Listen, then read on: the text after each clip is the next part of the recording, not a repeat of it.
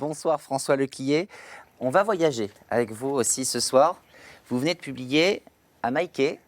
C'est votre 7e roman aux éditions Eurocible. Vous êtes un écrivain prolifique. C'est votre 7e ouvrage en 7 ans. Vous en faites un par an, c'est ça?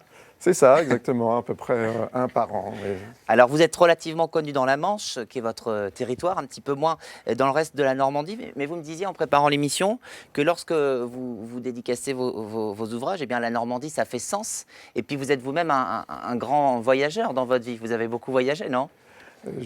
Effectivement, je suis né à Tokyo parce que mon père était un petit peu dans la diplomatie culturelle. Et donc nous avons beaucoup voyagé, la famille a beaucoup voyagé. Et puis nous sommes rentrés en France dans le début des années 70.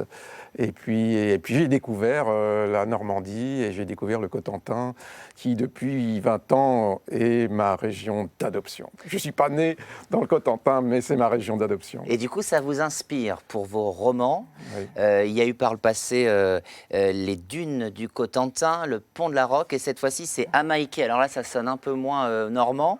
Qu'est-ce que c'est Amaïké? Alors, Amaïké, les gens ne savent pas ce que ça veut dire. Amaïké, c'est un prénom féminin d'une tribu amérindienne qui habite en Argentine et au Chili, qui s'appelle les Mapuche.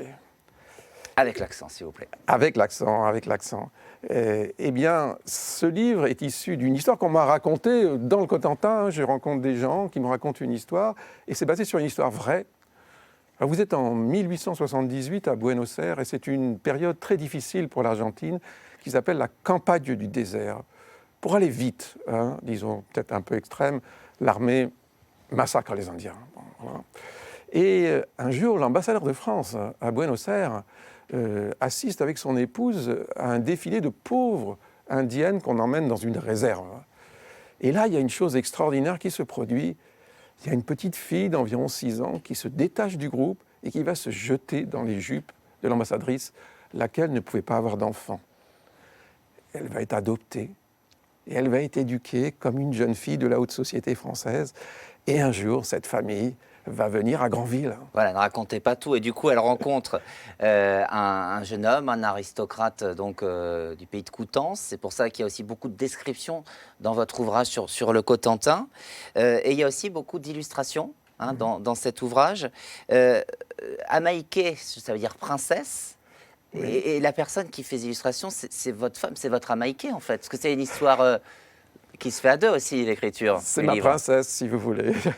Oui, c'est une œuvre de couple. C'est depuis le début, depuis mon premier roman, elle fait les aquarelles qui illustrent chacun des chapitres, non seulement les couvertures, mais chacun des chapitres de mes livres.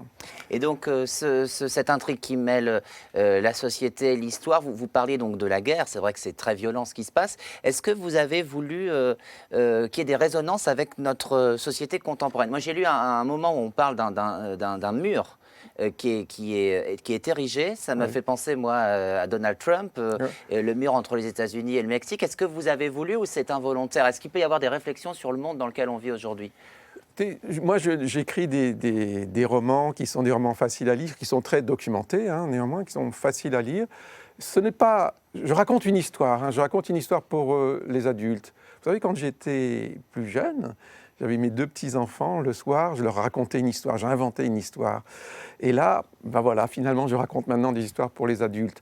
Alors, ce ne sont pas des romans à message, mais il faut dire que cette histoire est assez extraordinaire parce que, imaginez-vous, à la fin du 19e siècle, pour une famille de l'aristocratie, un ambassadeur de France, etc., adopter ce qui s'appelait à l'époque une indigène. Il y avait des scientifiques qui pensaient qu'ils avaient un cerveau plus petit que les autres.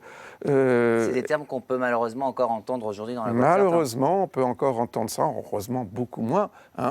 Mais c'est vrai que c'est un roman qui pousse à comprendre et à aller dans le sens des rencontres et de la paix, de la paix générale, et des rencontres entre des gens qui sont peut-être différents, mais qui sont tous des êtres humains et qui finalement... s'aiment. Eh ben, merci beaucoup d'être venu nous voir dans nos studios à Rouen, d'avoir fait le déplacement de votre Sud-Cotentin chéri pour nous parler donc d'Amaïké, votre dernier ouvrage paru aux éditions Eurocible.